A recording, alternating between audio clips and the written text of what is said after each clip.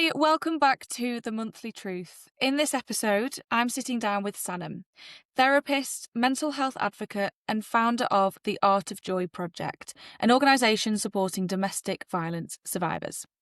So, with lived experience of both domestic abuse and mental health challenges, Sanam's mission is deeply personal. She's now working to educate others about PMDD, a condition that she also lives with, and has recently been recognised by Step Up Manchester and Manchester City Council for the impact that her work is making.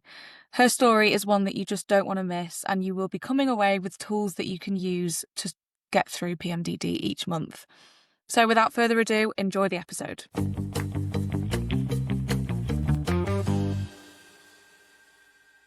Welcome, Sanam. Thank you so much for joining The Monthly Truth. It's an absolute pleasure to talk to you, and I'm really excited for other people who are listening to this to learn more about you, who you are, and what you do. So thank you. Welcome. Thank you. Thank you for having me. I'm really excited. I've been following the PMDD project for a few months now, so it's really nice to be here. Oh, thank you. And I always start by asking guests how you would describe PMDD, because for me, I'd describe it as an unwelcome visitor that comes once every 2 weeks, but everyone describes it differently. Someone might describe it more formally. How would you describe PMDD? Oh, so if I speak to family and friends, I'll probably be like, it's 10 days, a week before my period where I really struggle. It's called my luteal phase. And I just say, like, I'm just really up and down. And if they asked more, like, what is that? And I was like, well, imagine PMS, but worse. So that's kind of how I do it. But with clients, it's very different because I want to give them a little bit of knowledge around actually these are the symptoms. This is kind of what it is. And it may resonate and it may not. So I try to, it depends on who I speak to, really. Yeah, I think that's quite wise, actually. I think I probably use terminology that's very different with my family and friends. I probably swear a lot more, actually, with my family and friends when I describe Yeah. PMDD. And then in a professional setting, you use different words. So I think that's really wise, and I think that's Yeah. no, it's Yeah. interesting. And it depends if you're going through your PMDD stage, because if you are, I'm allowed to swear on this. Of course you can. Then it's like, it's just a shit show, basically. Like, that's exactly what it is. And at that time, I can't get into describing it. That's how I feel. It's a mess. Like, there's nothing more to be said in that moment. Yeah, that's exactly the same for me. I think when I'm feeling the way I'm feeling, and one of my best friends always checks in when I'm in the luteal phase, and she says, "How are you feeling?" And I always think, I don't know how I'm feeling. I just feel shit. I don't know how to describe what I'm feeling. I can't articulate it. So yeah, that's a really good point. It depends what stage of the cycle we get asked what PMDD is like. But so for those that don't know you yet, how would you describe what you do in your own words? Oh, well, that's a long answer because I actually do a lot of different things. So I'll just try to separate it. So I'm a private practice therapist, person-centered. I tend to specialize a lot in women's health, mental health, and topics. Just quite naturally, maybe because I'm a woman, because maybe of my personal life experiences. So I support a lot on anyone who's going through the court process. I support on domestic abuse, people finding self-worth. Again, either been through domestic abuse or even sometimes not. I've just recently trained in to support people who've gone through menopause or going through menopause, which is something I felt really passionate about. Obviously, with you, I want to learn more about PMDD and support people, and I have been doing my own research. But looking forward to do some training with yourself. So that's kind of one aspect. And then I've got my organisation. So that's a non-profit organisation that I started 5 years ago. It started off as domestic abuse for women, but it's grown organically where I do support men now as well. And instead of it just being domestic abuse, it's mental health and well-being, especially now I've qualified as a therapist and I've got some experience around that. So those are the kind of two aspects of what I do, and everything in between to training people around domestic abuse. I've created workshops around domestic abuse, around burnout. So basically, mental health, domestic abuse, trauma, um, women's kind of issues. I kind of cover all things like that. But what I will say is, I see clients from 16 years old, and my eldest client's actually been 82, and Wow. and everything in between, and probably a balance between of men and women as well. So I've actually got quite a lot of experience with a massive variety of people, which I've been fortunate enough to have. Amazing. And really, really interesting as well to learn a bit more about your background. And you clearly you wear quite a few hats. You know, you're a Yeah, therapist, a founder of the charity is called the Art of Joy Project, and you are just an advocate for mental health and domestic yeah, abuse survivors. So I'm interested to know because I know that you are starting to touch on PMDD and you are going to get PMDD training with the PMDD project just to ensure you're better equipped with patients that might present PMDD symptoms. But I'm interested to know, have you noticed a bit of a more people are presenting PMDD symptoms or more people are recognizing it now that the awareness is increasing? Have you yeah. noticed that in your line of work in particular? Yeah, massively. So I heard about PMDD from a client. A Wow. client came in and they were speaking about the symptoms and how difficult it was, and I resonated with it quite a lot. And I was hearing it from clients as young as 16, and I was hearing it from my clients in their 30s. And I was like, oh, I resonate with this. And we all know about PMS. And I went away and did a little bit of research into it, looked into PMDD. I can't remember if they used the term, but I came across it and I was like, okay, this hit really hard because this is what I've been feeling for I don't even know how long. And also, this is what my female clients are coming in explaining, where they're saying, I feel crazy, I feel so for my partner. And, it's like, no one can help it, no one can help how they're feeling, but they're Mhm. coming in and they're sharing these things. And when a client comes in and I want to know how to support them, I go away and I do some CPD on it, I train on it, I educate myself on it. So when they come into that next session, I'm more equipped to support that person. It's just happened that it's kind of led me to PMDD. And then I think I came across your podcast of no through your, what do you call it, Instagram page. I think I might have typed PMDD in, or your phone picks up stuff and shows you things. And I went on it and I read about it and I was like, oh my God, this is what I have. This is PMDD. This Yeah. is what my clients potentially have. And I was like, I need to know more. I need to share more. That must have been such a strange feeling knowing that, as the therapist and as the person who they've come to for support, like resonating with what they're talking about, and I'm sure you had to like detach yourself from that particular session that you were in and think, oh my God, wait, I need to unpack what I've been going through because that makes so much sense. So that must have been really quite strange to find out about PMDD and what you've been going through in that way. Yeah, and a lot of people don't know this. So, as a therapist, I think it's common sense, but like you are ethically supposed to have um your own therapy and maintain your own mental health and your own well-being. So I'm an advocate for therapy, but I practice what I preach. I use my therapy as and when I need it. I have regular therapists that I've used for years. I have a supervisor for supervision who, I've educated around women's health to him, him being a man in his like 40s, 50s, learning about women's health through one of his supervisees. So, knowledge is power, and hearing Mm. that from the client, being able to support myself, then going away and being able to bring back that information and support clients. It's not even like, I would probably say I've probably had at least say about 10 female clients in the last year and a half Wow. who have shared of what I can see symptoms of extreme PMS, so PMDD, and either known about it or just finding out about it or just having that conversation for the first time. Because what I found is with a lot of clients and a lot of women, I'm 38 now, we have not had these conversations until in our 30s. And I've been Mm. raised when I was younger Islamically, and we couldn't even say the word periods. So the knowledge Right.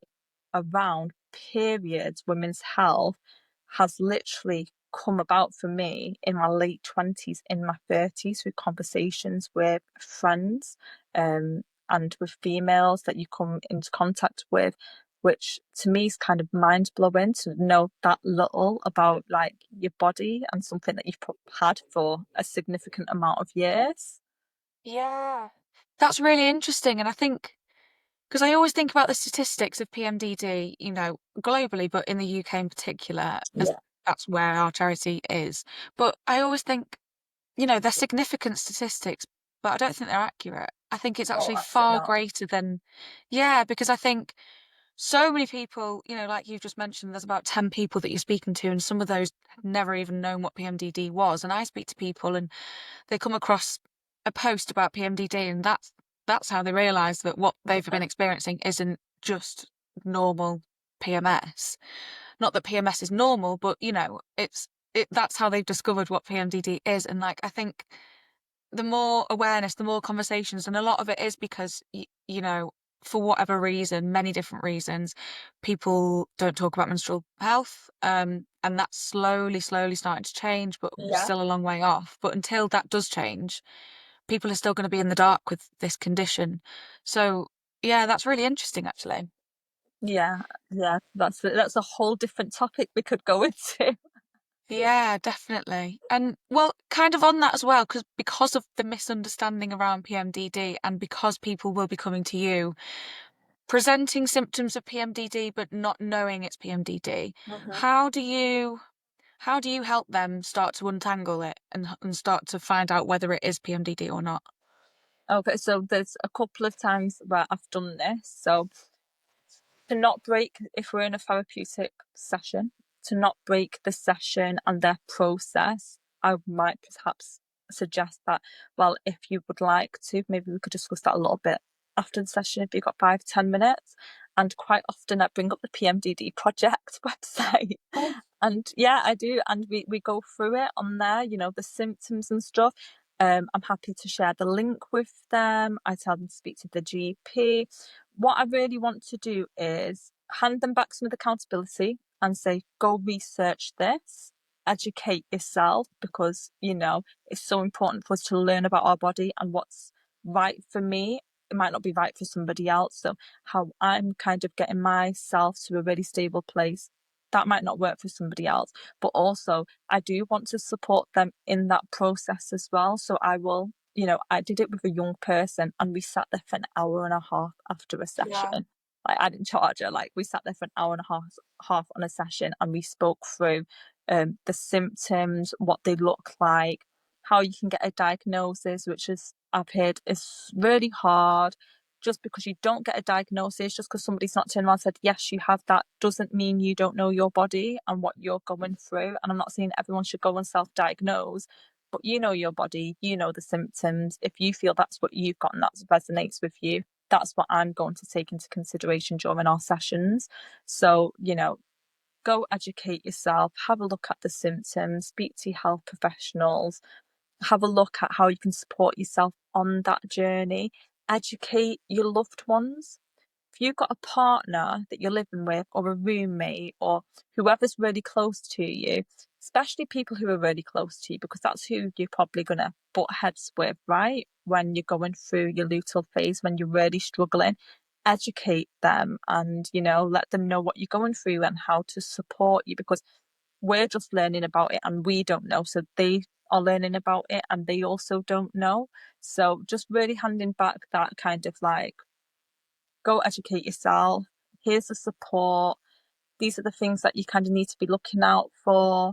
Don't do it alone. Don't gaslight yourself. I say this to Mm, clients all the time. Don't gaslight yourself when you're, but I'm a little bit this, so it could be this, so maybe I'm just, you know how you feel every single month. You know the cycle.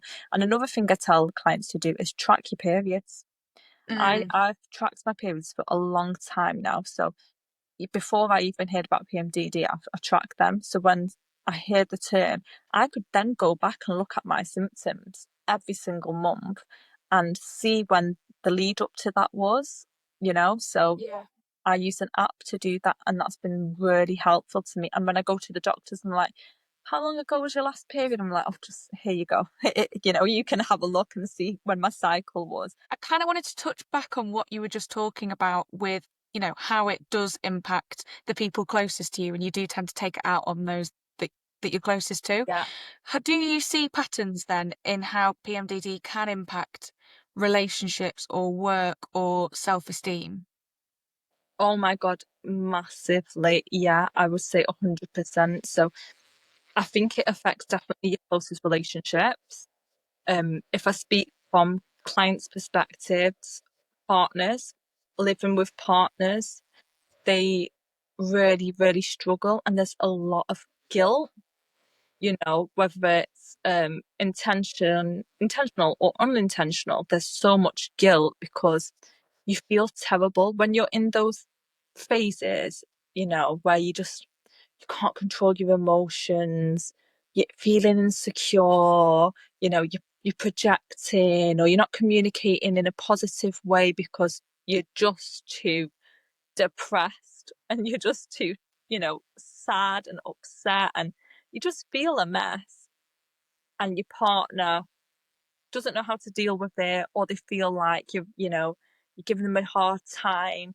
Relationships really, really break down during those looseful phases, and the effects of that continue throughout the month, and sometimes I think it's very easy for us to forget that we're in the looseful phase and this is why it's happening. So for partners and family and friends, they also forget as well. And it's like, why are you being like this? And I think there's so many like miscommunications, and Yeah. as supportive as somebody's trying to be, it's also a journey for them, and it's just really difficult. I think for me, the best thing sometimes is to go away and just be by myself while I kind of deal with stuff, but even if it's half an hour. And I'm not saying like isolate yourself, but it can be really heated when you're in that phase and you're just like going over stuff. So when clients come in and they tell me, I've had a difficult time with my boyfriend, I feel so alone. I hear that so much, I Mm. feel so alone in this, nobody understands me. Um, it's having a significant impact on that person, right? On their self-worth. My partner can go and be with somebody who doesn't have this, I've heard that as well. He can go be with somebody who doesn't have PMDD and doesn't have to deal with That's this. my line always. Yeah, yeah, and you feel it, don't you? You're like, you can be with somebody who doesn't do this every month. Yeah. And it's like, we can't literally help it. We feel guilty for it, and then it makes us super insecure as well. And it's Yeah. just hard. And then if you have kids, so my son, I have spoke to my son about PMDD. I spoke to him just before I came on to do this podcast, and I was telling him about the symptoms, and I just remind him, I'm not crazy. This is real. I go through this every month, and even I'm not in that phase now, I'm just planting the seeds for next month.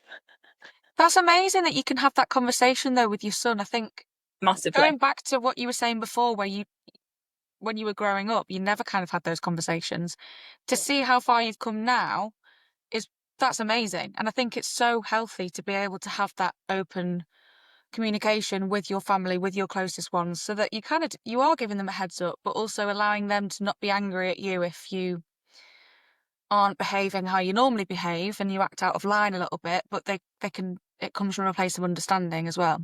Yeah, massively, because I live with him. He's 19 now, so there's no reason why I should not be educating a man about a woman's health when he's going to be coming into contact all his life. His roommate might have it, his best mate might have it, his sister might get it, his girlfriend, partner, whatever, his mum has it. Like, he will be able to have that knowledge that, like, he usually used to say before I told him about PMDD, why do you cry so much? Like, why do you cry so much? And I am an emotional person generally, but actually, when it's my period phase, just before I'm on my period, and he always says, it feels like you're on your period for like half the year, half the month. And I said, because that's how long it affects me.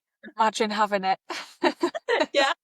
I feel, but it's up Yeah.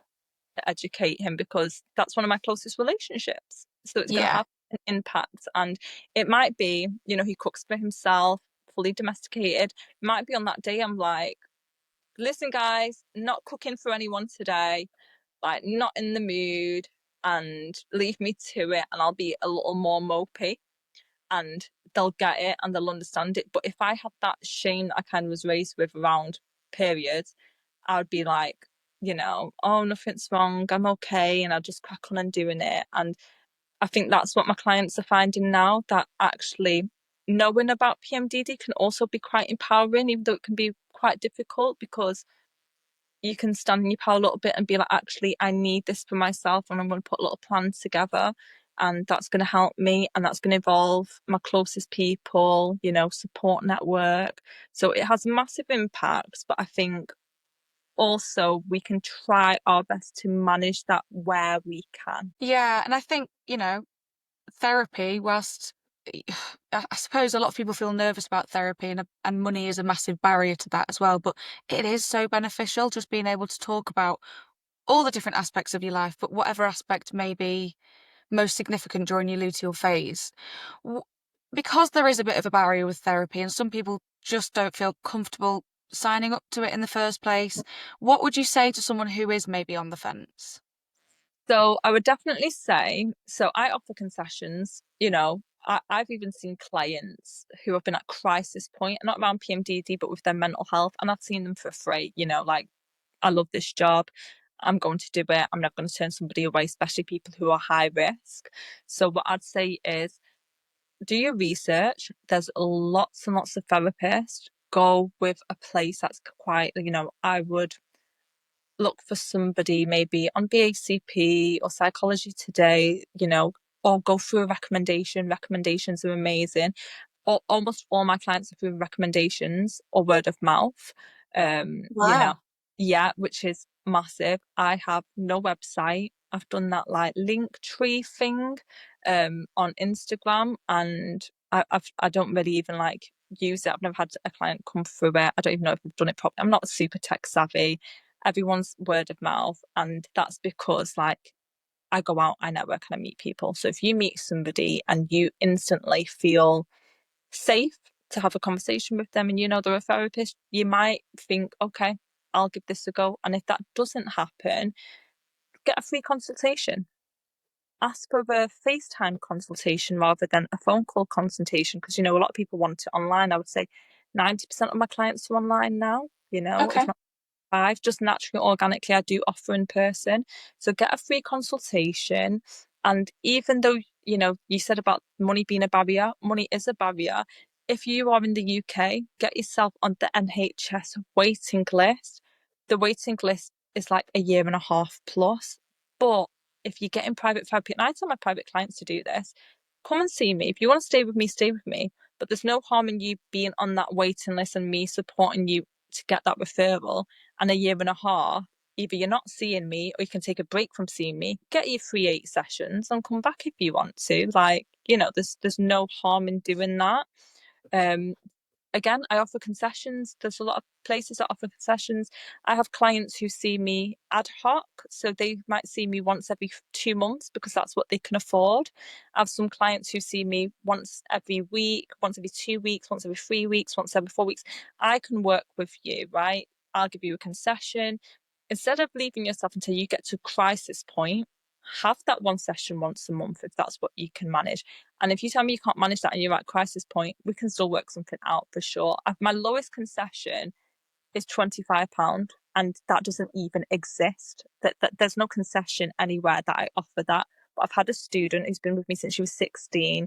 She's been with me for many years, and that's how much she pays, and that's okay for me. And she's the only one, but I'd rather that and she accesses it than she doesn't access it at all.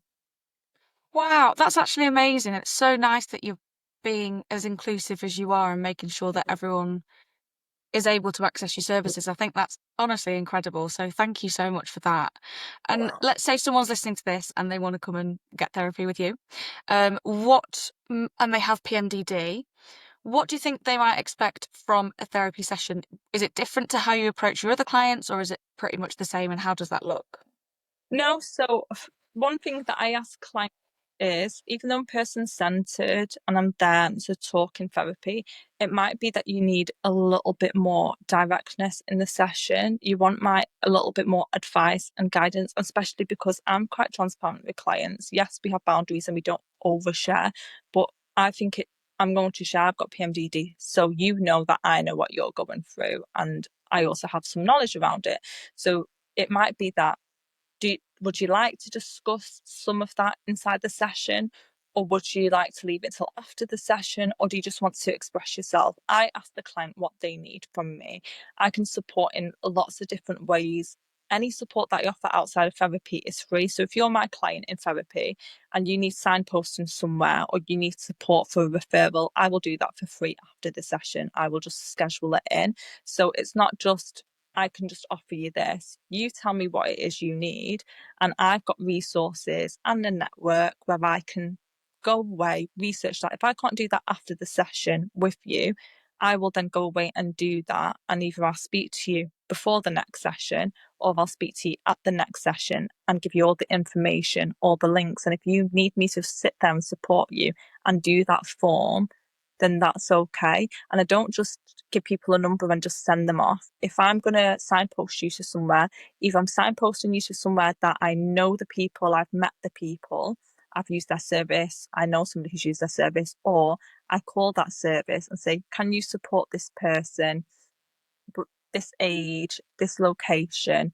so that person isn't hearing a no. Well, that's amazing. That really is amazing. You because it is a scary world when you are trying to seek help and find the right help for you because everyone's experience is so different. Yeah. It's amazing that you are guiding them along the way as well. I think that's fab. And we mentioned earlier, so we mentioned you were talking about how symptom tracking and that sort of thing is crucial in getting a diagnosis that bit quicker. But do you have any tools or coping strategies that you share with clients for managing symptoms day to day? And I suppose this question can be quite open because you said that you work with menopause clients as well, or just any client that experiences anxiety or depression, symptoms that fall into the PMDD bracket. Do you have any key strategies?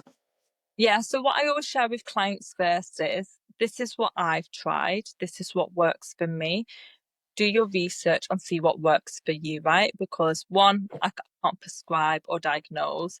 And two, everyone's body takes very differently to stuff. Like my sister can't have half the things that I have. She's very, very like affected to natural plant-based things, which is mad to me, where God, I'm vegan, I'm plant-based in general, but I like a more holistic route when I can. So what I'll say is journal, right? If you can, get it out of your head. If you can, get out of your head and get into your body. Can you dance a little? Can you shake out a little bit of that negative energy? Can you go for a walk? Gym, whatever it is. If you don't want to leave the house, you don't need to leave the house. Like, if you can get into your body and out your head a little bit. For me, I love dancing, so that's a meditation for me. It doesn't work for everybody, but that's like literally my meditation. I'll go to the studio and dance for 40 minutes by myself to my sad soppy song and my luttle phrase. I I think love that. I'm a contemporary dancer basically. You are, why not? um CBD. I use CBD gummies, right? Amazon CBD oil drops. I've got some PMS gummies, which have actually been quite life changing for my PMDD from Amazon. With magnesium. So like I'm researching what supplements might help me.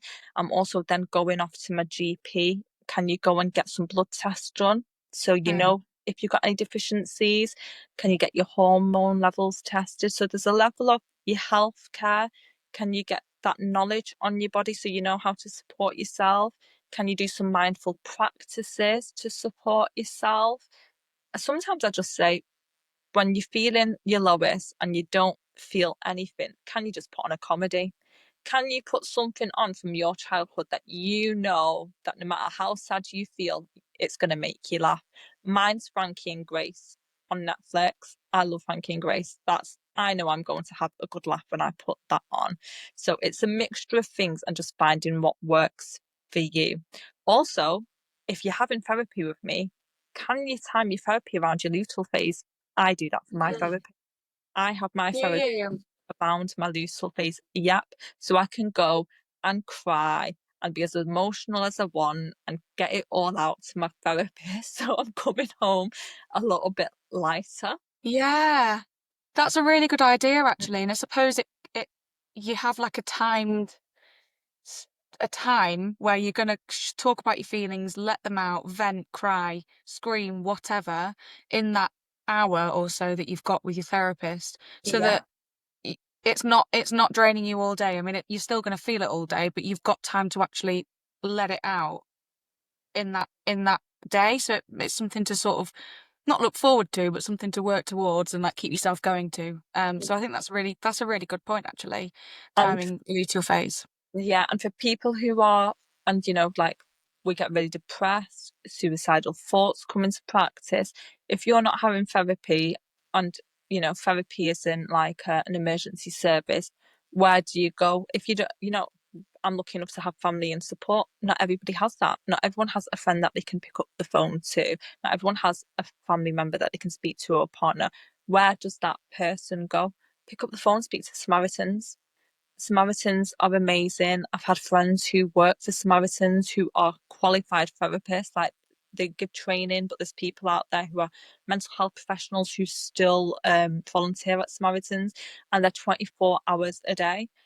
Give them a call, speak to them. Don't suffer by yourself in those really negative, heavy thoughts, because you need that support, and use it. Don't feel like an inconvenience, because I think a lot of us, and I think especially as women, we feel like we're just an inconvenience when we're feeling and sad and emotional. Like us being sad is so inconvenient to everybody else because we're having a basic human emotion. So can you just go and get yourself a little bit of support and just speak to somebody? Amazing. Honestly, that's so useful. I feel like we've got so many tools there that we can use when we, and I say we, me and the listeners, that we can use when we are feeling in need. And I suppose that links into my last question, and I could talk to you all day, and I feel like there's so many more things that we could unpack to do with your personal experience and professional experience. But to finish, what's one piece of encouragement that you would give to someone who's listening right now who is just feeling at rock bottom? I think the first thing I'd say is you're not crazy. Right, you're not crazy, you're not making this up, you're not being difficult, you know, these are really real feelings and emotions. Your body's going through something, your mind's going through something, and these really heavy feelings aren't going to last. They're temporary feelings, and even though they feel really permanent and they feel really overwhelming, they are temporary feelings. And there's other people who are going through what you're going through, and there is support out there, and there is people who understand what you're going through. And when you step out of that and you're feeling a little bit lighter, get yourself a self-care plan. Get yourself a safety plan, a physical plan that you can look at when you are struggling to even just get through the emotions in your head, and give yourself the best chance that you have of having that support, whether it's somebody else or whether it's something you do for yourself, and try to cover as many areas as you can. And yes, it's time consuming, but it's going to be worth it. Get the support that you need, get the education around it, access the health support that's out there through your GP. Don't take no for an answer. You know your body more than anybody else does. You've got to be your own advocate and choose the times when you have the strength and the energy to do it. I think that's amazing, and I think you're so right. And it is about something, a message that you've sort of been saying throughout this podcast is you know your body more than better than anyone else. And so if you are feeling like a certain way and you're experiencing symptoms, PMDD or a different condition, and listening to those symptoms and those conditions resonates with you, you don't take no for an answer. You try and get the answers that you deserve in Yeah. order to get the help that you need from the healthcare professionals. I think that's really, really important. So thank you for that. You're welcome. Well, thank you so much. It's been so refreshing, lovely, and honestly interesting talking to you. You've really given me food for thought as well. I can go away and use some of the tools that you've given me, honestly. And just thank you for what you do for the PMDD community, but also for so many people out there who are just in need, particularly when you go through PMDD yourself. I think, yeah, hats off to you. I think that's amazing. So thank you, and thank you so much for joining the Monthly Truth. No worries.